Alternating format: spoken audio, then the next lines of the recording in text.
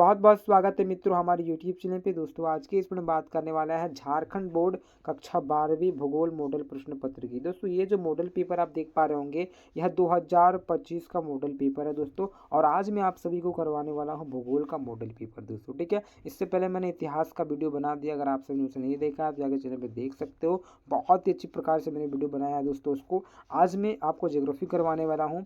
जैसे कि आप सभी को पता है मित्रों, प्रत्येक पेपर में आपका 30 प्रश्न रहेगा, लेकिन जो हमारा भूगोल है ना, भूगोल में 25 प्रश्न रहेगा दोस्तों, ठीक है।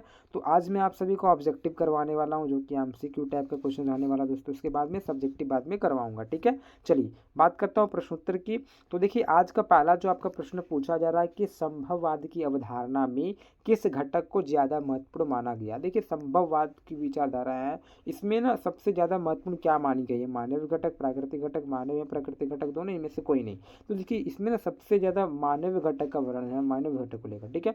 तो ऑप्शन नंबर जो एक आपको देखने को मिलता है दोस्तों मानव घटक, वो आपका राइट आंसर होगा दोस्तों, ठीक है, ऑप्शन एक। इसी प्रकार से मैं बात करूँ सेकंड क्वेश्चन की, दूसरा प्रश्न की। भाई दूसरा जो प्रश्न आप सभी से पूछा गया है कि मेगा नगर की जनसंख्या कितनी होती है। दोस्तों मेगा नगर की जो जनसंख्या होती है वो 50 लाख से अधिक होती है दोस्तों, ठीक है। तो ऑप्शन जो आपको बी देखने को मिलता है 50 लाख से अधिक, वो आपका राइट आंसर हो जाएगा दोस्तों, ठीक है। इसी प्रकार से तीसरा प्रश्न की बात करूँ, भाई तीसरा जो प्रश्न आप सभी से पूछा गया है कि विश्व में सर्वाधिक जनसंख्या केंद्रित है। देखिए विश्व में सबसे ज्यादा जनसंख्या किधर है भाई, पर्वतीय क्षेत्रों में, मैदानी क्षेत्रों में, पठारी क्षेत्रों में, मरुस्थलीय क्षेत्रों में।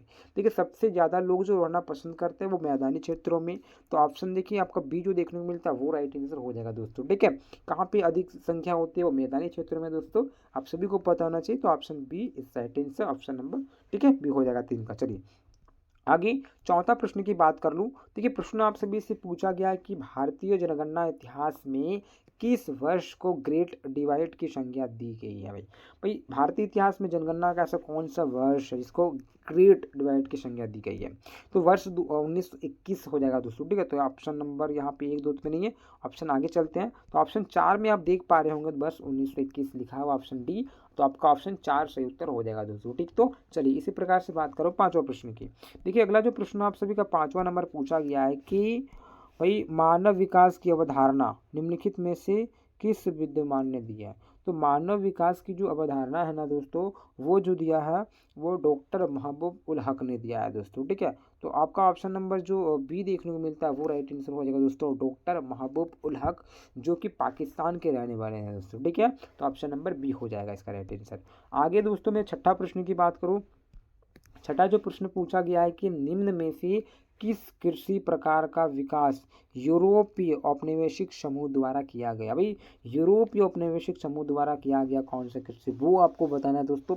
तो राइट आंसर होगा दोस्तों ऑप्शन 4 रोपण कृषि दोस्तों, ठीक है। रोपण कृषि आपको पता है जो कि विशेषकर दोस्तों बिजनेस के लिए किया जाता है दोस्तों, ठीक है, पैसा कमाने का उद्देश्य से होता है, तो उसको रोपण कृषि बोलेंगे। तो ऑप्शन नंबर 4 हो जाएगा दोस्तों, ठीक है। चलिए इसी प्रकार से मैं बात करूँ अगला प्रश्न, सातवां प्रश्न की।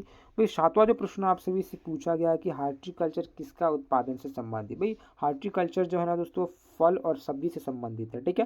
तो देखिए आपका ऑप्शन नंबर 4 जो देखने को मिल सकता है दोस्तों फल और सब्जियां, वो राइट आंसर हो जाएगा दोस्तों, ठीक है। चलिए इसी प्रकार से अगला प्रश्न की बात करूँ, 8वां प्रश्न की। 8वां नंबर जो प्रश्न आप सभी से पूछा गया है कि निम्न में से कौन सा रोपण कृषि नहीं है। आपको बताना रोपण कृषि नहीं है। तो आपको सबसे पहले समझना होगा भाई ये रोपण कृषि किसे कहता है। तो रोपण कृषि वैसे कृषि को कहेंगे दोस्तों जिसका मुख्य उद्देश्य व्यापार करना होता है दोस्तों, इनकम पैसा कमाना होता है।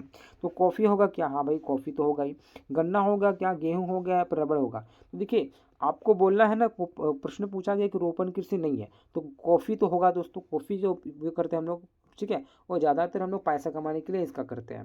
फिर नेक्स्ट आपका गन्ना, गन्ना भी हो जाएगा दोस्तों, ठीक है। भाई रबड़ भी पैसा के लिए होता है, लेकिन जो गेहूं होता है वो नॉर्मली होता है, तो ठीक है। तो ऑप्शन नंबर 3 जो देख पा रहे होंगे गेहूं, वो आपका राइट आंसर होगा। ये आपका रोपण कृषि में नहीं आएगा दोस्तों, ठीक है। गेहूं जो है वो रोपण कृषि में नहीं आती है, तो ऑप्शन नंबर बी सी हो जाएगा, क्लियर। चलिए 8वां हो गया। 9वां प्रश्न की बात करूं, 9वां नंबर जो प्रश्न आप सभी से पूछा गया है दोस्तों कि निम्न में से कौन सी एक अर्थव्यवस्था में उत्पादन का स्वामित्व व्यक्तिगत होता है। भाई ऐसा कौन सा ये होता है जिसमें अर्थव्यवस्था जिसमें उत्पादक का स्वामित्व व्यक्तिगत होता है, यानी कि उसका मालिक होगा ना वो कोई कंपनी नहीं होगा, वो स्वयं होगा, कोई एक व्यक्ति होता है। तो इसमें किस में होता है, तो आप सभी को पता हो दोस्तों वो पूंजीवाद में होता है दोस्तों, ठीक है। तो ऑप्शन नंबर फर्स्ट जो आप देख पा रहे हैं पूंजीवाद में इसका जो स्वामित्व होता है, इसका जो मालिक जो होता है दोस्तों, कोई एक व्यक्ति होता है दोस्तों, ठीक है। तो right answer option number first जो आप देख पा रहे होंगे वो हो जाएगा दोस्तों, पूंजीवाद में ऐसी चीजें होती हैं, ऑप्शन एक। इसके बाद आपका 10वां प्रश्न पूछा गया है, भाई क्वेश्चन पूछा गया है कि जापान का, ठीक है, डेटाइट किसे कहा जाता है। तो ये जो प्रश्न है दोस्तों, इसका राइट आंसर हो जाएगा दोस्तों नयोगा को, ठीक है। नयोगा को जो है ना दोस्तों जापान का डेटाइट कहा जाता है, ठीक है। चलिए, इसके बाद आपका 11वां प्रश्न है। 11वां प्रश्न पूछा गया है कि नई औद्योगिक नीति की घोषणा कब की गई। तो नई जो औद्योगिक, ठीक है, नीति की जो घोषणा की गई थी सन 1991 में की गई थी दोस्तों, ठीक है।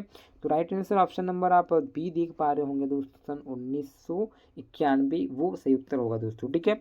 इसकी मैं बात करूँ 12वां प्रश्न की। 12वां जो प्रश्न आप सभी का पूछा गया है दोस्तों कि एक विकसित अर्थव्यवस्था में जनसंख्या का बड़ा अनुपात किस पर निर्भर करता है। तो एक विकसित अर्थव्यवस्था में जनसंख्या का सबसे बड़ा जो अनुपात वो जो निर्भर करता है ना दोस्तों, वो तृतीयक क्षेत्र पर निर्भर करता है। सेवा सेक्टर जो होता है हमारा, उस पर ज़्यादातर लोग निर्भर करते हैं, ठीक है। प्राथमिक तो है ही, द्वितीय तो है, लेकिन अधिकतर जो है ना दोस्तों तीसरे क्षेत्र में लोग आग्रसर होते हैं, वहाँ पे आपका काम होना चाहिए तीसरे सेक्टर तक, ठीक है। तो आप बोल सकते हैं दोस्तों ऑप्शन नंबर 3 बोल सकते हैं, तृतीयक क्षेत्र, ठीक है। तो कोई विकसित देश, विकसित राष्ट्र हो, उसमें जो अर्थव्यवस्था की वो होती है ना, वो आपका जब तक सेवा क्षेत्र आगे नहीं बढ़ेगा तब तक वो उतना डेवलप नहीं कर पाएगा दोस्तों, ठीक है। तो ऑप्शन नंबर 3 हो जाएगा। तो अब बात करेंगे 13वां प्रश्न की। 13वां नंबर जो प्रश्न आप सभी से पूछा गया है दोस्तों कि किल नहर कहाँ स्थित है। दोस्तों किल नहर जो है ना वो जर्मनी में स्थित है, ठीक है।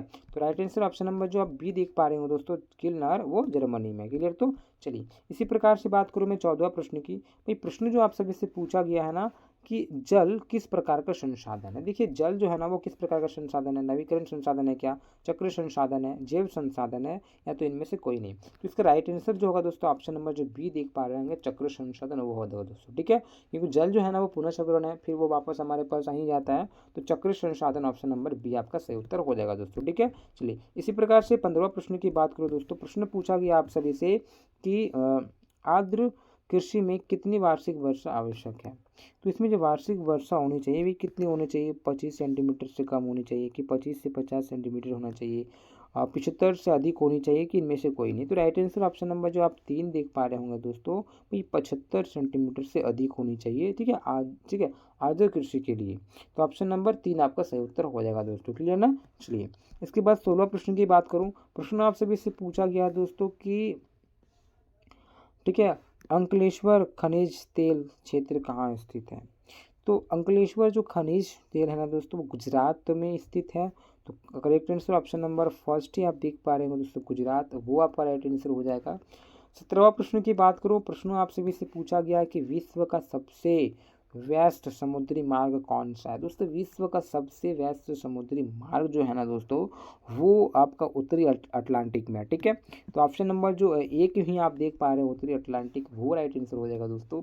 इसके बाद 18वां प्रश्न की बात करूँ। प्रश्न आप सभी से पूछा गया कि WTO का मुख्यालय कहाँ है दोस्तों, ठीक है। तो भाई WTO, ठीक है, आपको पता होना चाहिए इसका जो मुख्यालय है दोस्तों वो जिनेवा स्विट्जरलैंड में है। तो 18 का ऑप्शन 1 जो देख पा रहे होंगे दोस्तों जिनेवा, वो आपका राइट आंसर हो जाएगा दोस्तों, ठीक है। चलिए, 19वां प्रश्न की बात करूँ। प्रश्न आप सभी से पूछा गया है कि कोची पतन कहाँ अवस्थित है। तो कोची जो पतन है ना दोस्तों वो आपको पता होना चाहिए, वो जो है वो केरला में है। तो ठीक है, ऑप्शन नंबर देखिए 3 में देख पा रहे होंगे केरल, केरल वो आपका राइट आंसर हो जाएगा दोस्तों, ठीक है। कोची जो एयरपोर्ट है वो, ठीक है, वो कहाँ पे, वो आपका केरल में। मैं 20वां प्रश्न की बात करूँ। 20वां प्रश्न आप सभी से पूछा गया कि किस पंचवर्षीय योजना में समाजवादी, ठीक है, समाज की स्थापना का प्रतिरूप प्रस्तुत किया गया है। तो ये जो किया गया था वो दूसरा जो हमारा पंचवर्षीय योजना है इसमें दोस्तों, ठीक है ना। तो दूसरा पंचवर्षीय योजना ऑप्शन नंबर जो आपका बी देखने को मिलता है वो राइट आंसर है दोस्तों, सेकेंड, ठीक है। चलिए, 21वां प्रश्न की बात करूँ। देखिए वीडियो अच्छा लगता है तो लाइक करें, मित्रों को शेयर करें दोस्तों, ठीक है। चैनल पर नहीं, चैनल को सब्सक्राइब कर लें। और भी विषय का आपको मिल जाएगा, और चैप्टर वाइज भी बहुत से क्वेश्चन मैंने करा रखा, वहाँ से भी आप देख सकते हैं चैनल पर, ठीक है। चलिए, 21वां प्रश्न पूछा गया कि निम्नलिखित में से कौन सा भू उपयोग संवर्ग नहीं है। तो इसमें आपको बताना है भू उपयोग संवर्ग नहीं है।